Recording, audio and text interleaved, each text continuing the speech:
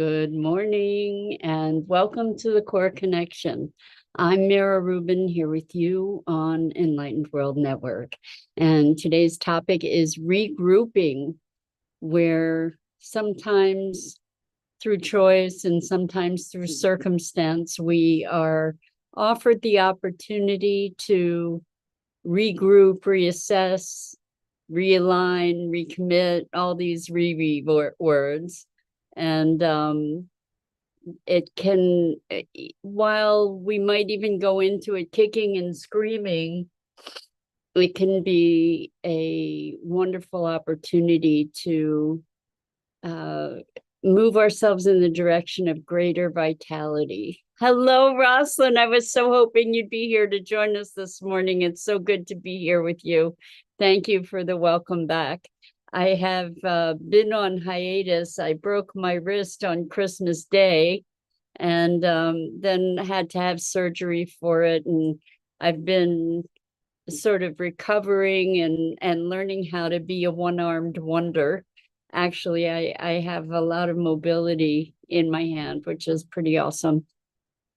But the whole experience has given me an opportunity to be regrouping, reassessing, recovering. And yeah, so I'm really, really glad to be back with you. And I'm so glad that you're here, Rosalind, really. And welcome to everybody else who's joining us. So before we get started, this will be interesting because, well, I haven't done this for a while, but also I'm kind of limited in rubbing my hands together here. I'm so glad I'm back too, Rosalind. Thank you. So anyway, let's take a minute or two to get present. Let's take a deep breath in through your nose and hold it. And imagine clean, crisp oxygen flooding into your lungs, into your bloodstream, nourishing all your cells, all your organs, bringing vital life energy to your body and being. And as you exhale, exhale any tension, stress, negativity, fatigue. And now let's take another deep breath in through your nose and hold it. This time, imagine brilliant, bright light, lighting you up from the inside out, illuminating, electrifying, and energizing all your cells, all your molecules, your electrons, creating a brilliant beam of light and energy from your heart out into the world. And as you exhale, exhale any remaining stress, tension, negativity, fatigue. And now let's press our palms together, in my case, my fingers, and rub your hands together vigorously to feel the friction, the temperature, the pressure, the motion, all of those sensations, and allow them to bring you present, including the tickling and tingling when you stop. Allow them to bring you present to this moment. Right here, right now, in this remarkable physical form that enables us to experience life. Welcome, welcome, welcome. So it's been an interesting start of the year for me. I hope that it's been a great start of the year for you. The beginning of the year is an opportunity for us to reassess, regroup, realign, and recommit to those things that we really are intending for ourselves in our lives. And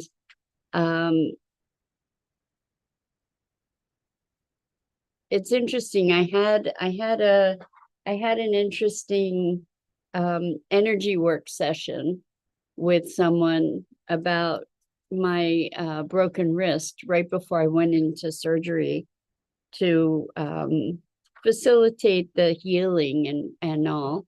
And her take on the injury was really, really interesting. We tend to, I think,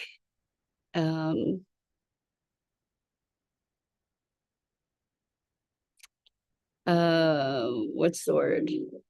We tend to dramatize, and it's funny, I can't think of the word at the moment. I will. But anyway, we tend to dramatize our experiences and maybe find a negative interpretive lens through which to make meaning. And I have to say, I did not do that with this broken wrist, but I really liked her take on it, which was that I needed a break from the past, and that the plates that they ended up putting in my wrist would ultimately add to strengthen me. I'm actually a bionic woman now. I have titanium plates in my wrist. But that was a really empowering way to be looking at what could potentially have been a circumstance that gave fodder for all kinds of negative thinking.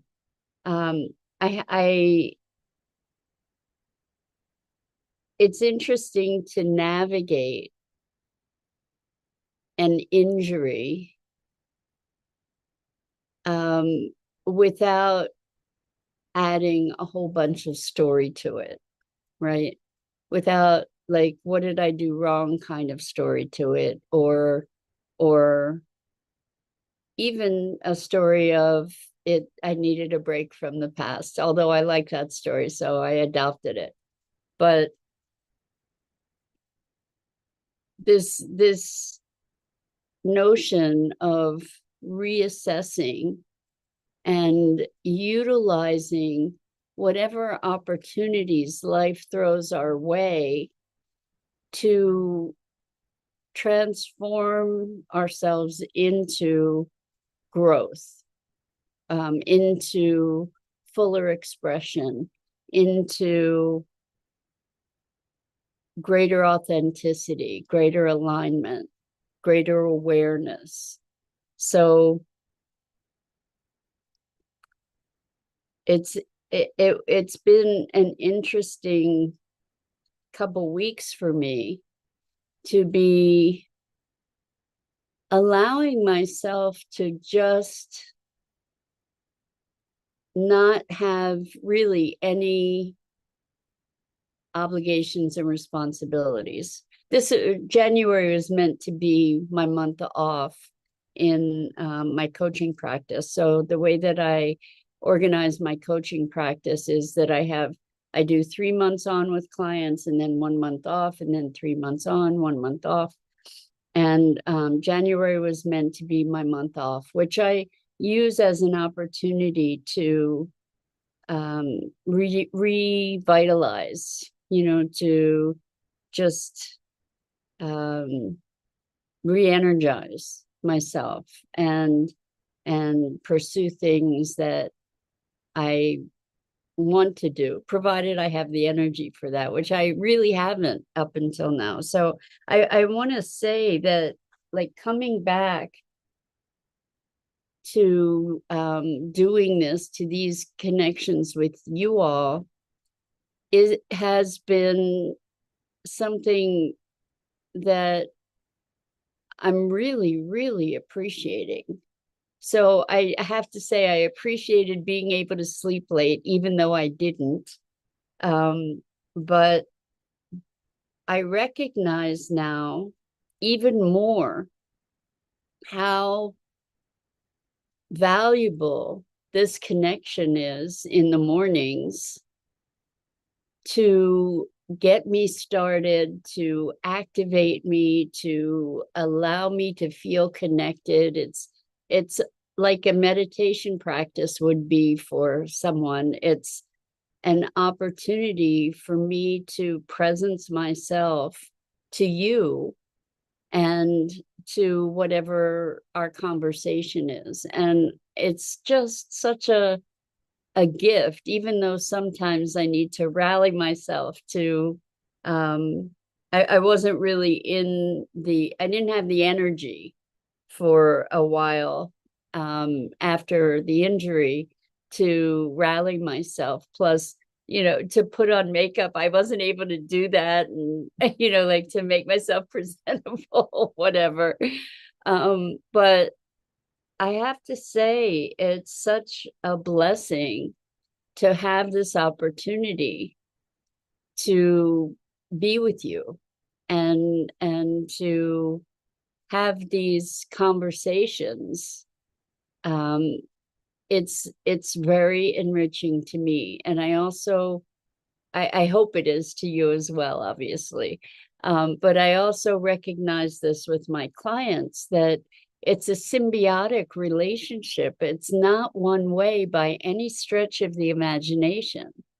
And so in this regrouping, recalibrating, um, there is a sense of renewal and emergent energy that these rituals, I'll call them rituals, these engagements can create and do create for me anyway. Having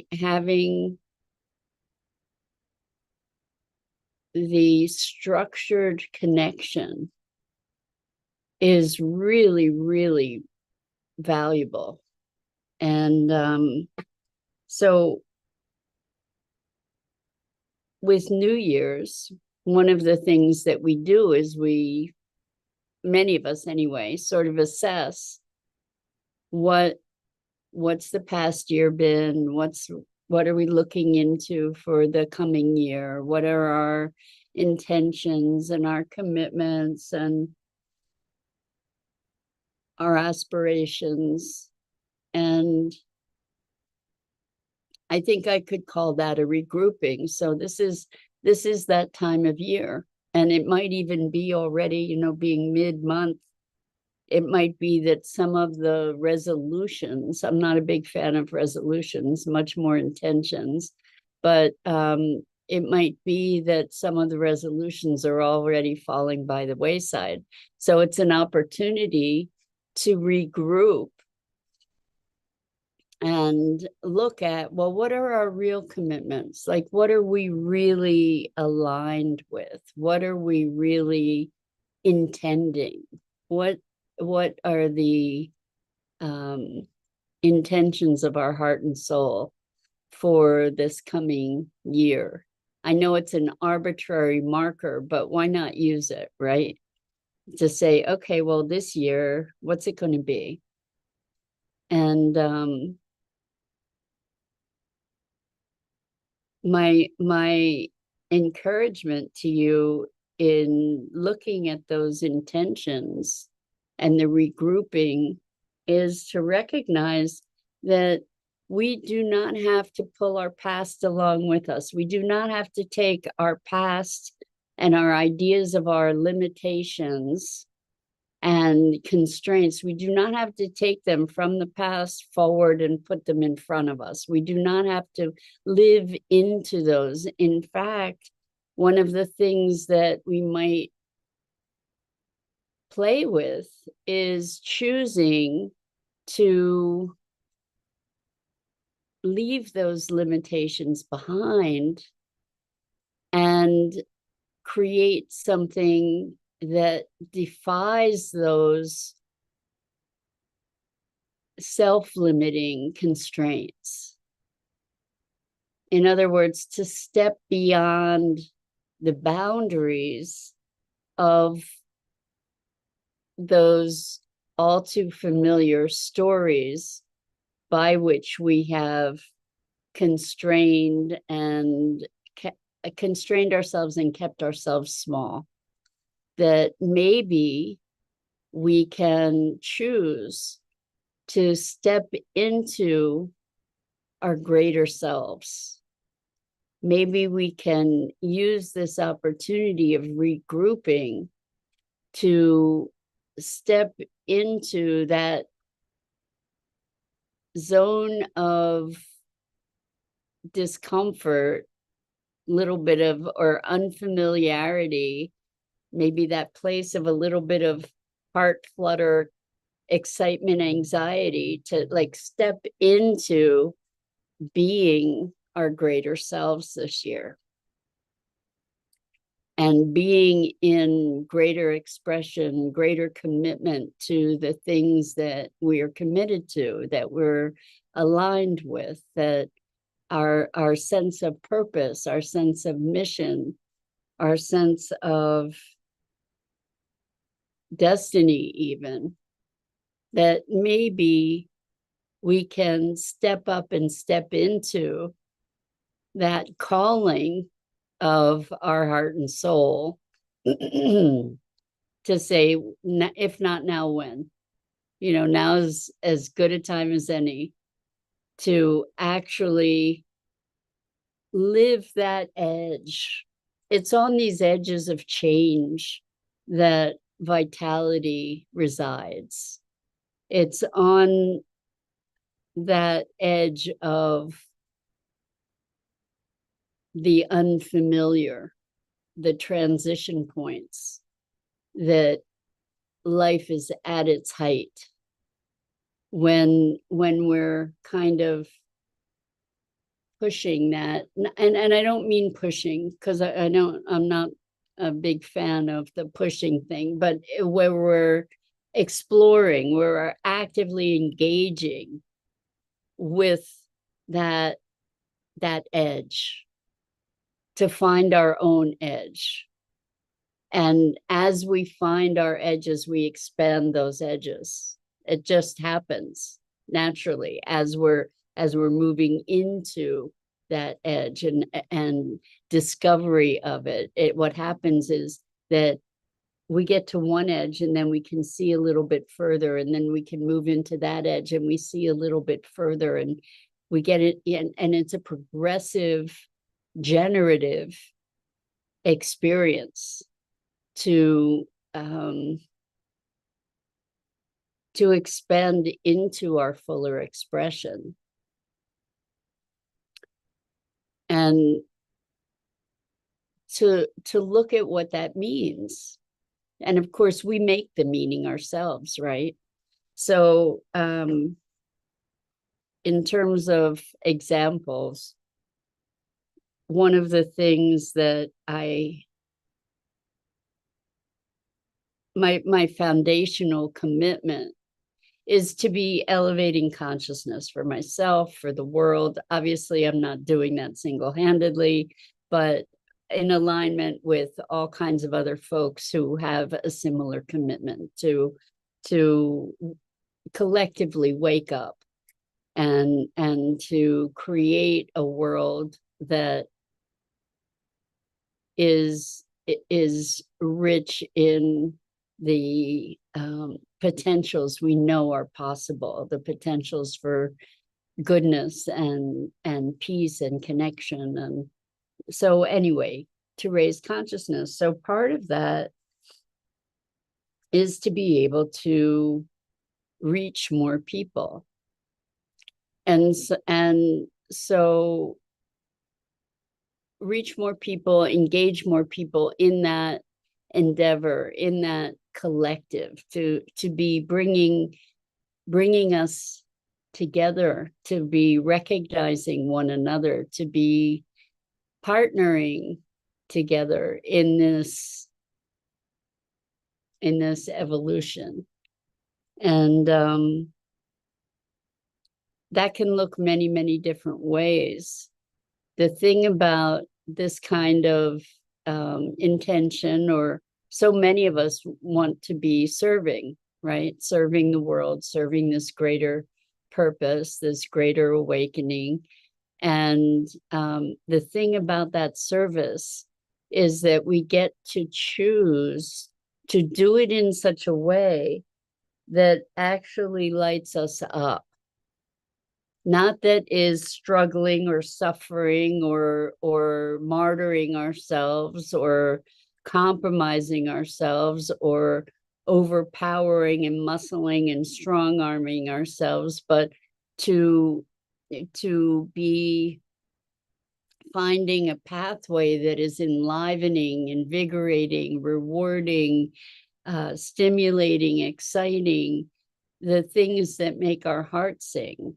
Because our heart knows how to guide us into our fuller expression, even on those edges, or maybe particularly on those edges where it feels dicey a bit, like where your heart might go pit-a-pat in thinking about what is that going to look like, and am I up for it? And the thing is that when we make it less about ourselves and more about our service to life, there's a courage and a boldness that as individuals, when we make it about ourselves or our own personal betterment, we may not have the same energy for it. I noticed that, like, promoting myself, I'm not great at promoting myself at all. I once had a friend who introduced me to someone and said she's terrible at self-promotion because whatever the reasons. But when it is promoting this bigger notion, this bigger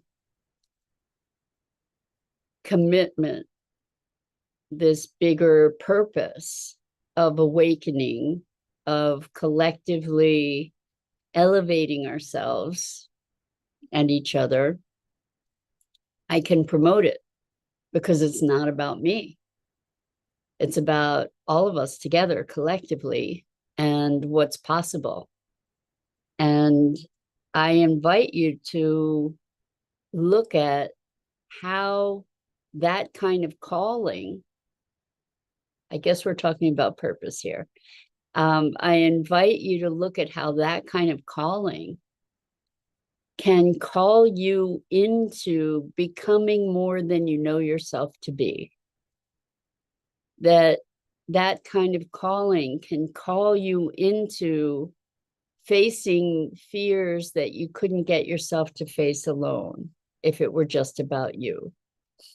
To not just face those fears, but to move into them and beyond them, and allow the energy of that inspiration to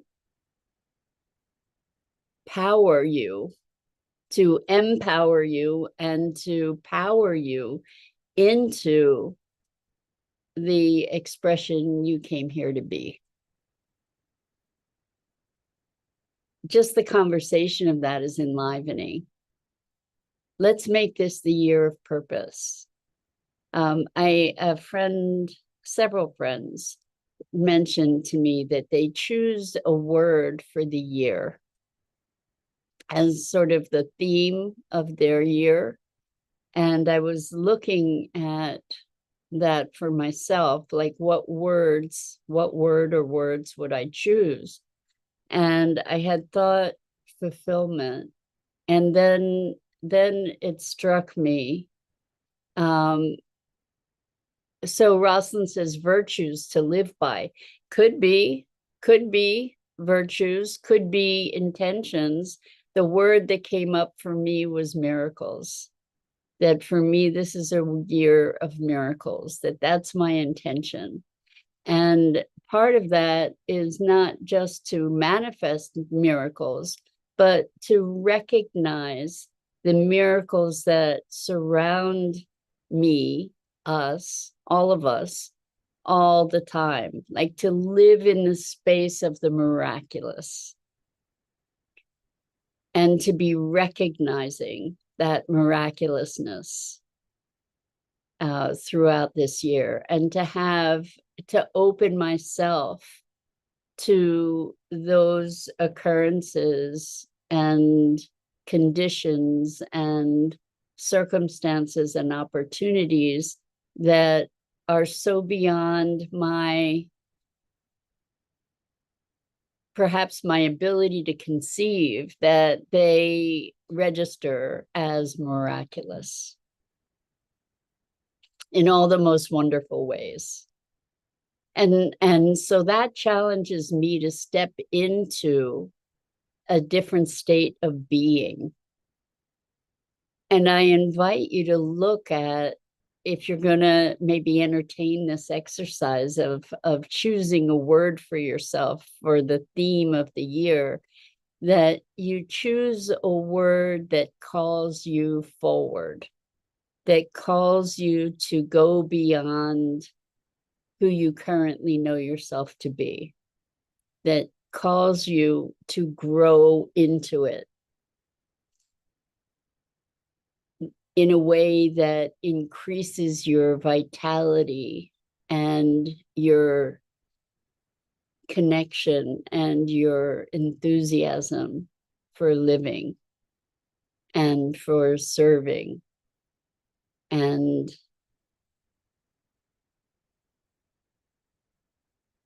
maybe increases your joy and fulfillment. So what might that word be for you? And don't choose it lightly. Really give yourself an opportunity to feel into what this word might be. This is part of regrouping, right? It's like creating a new context, creating a container from which to live, or, you know, like the seed from which to live into the coming year. And so I invite you to really look deeply and find that word or that notion that really lights you up, that creates this spark of interest and excitement, and use that to move forward into this coming year. So Rosalind says, I might choose the word versatility because once a word is assigned, the container doesn't capture it all. It's true, although I don't know, maybe. So Dido, hi, wonderful to have you here. Thank you for the welcome back. It's wonderful to be back, frankly. Anyway, I have to go. So I want to just say thank you. And again, to tell you how much this opportunity to be with you enriches me and my heart and soul. And I hope that it does the same for you. And I love that word regenerative as well, Rosalind. So anyway, that's it for today. I'm Mira Rubin. This is the Core Connection. And usually I go live each weekday morning here on the Enlightened World Network Facebook page and YouTube channel, as well as my own Facebook pages. And again, always such an incredible pleasure and privilege to be with you. So until next time.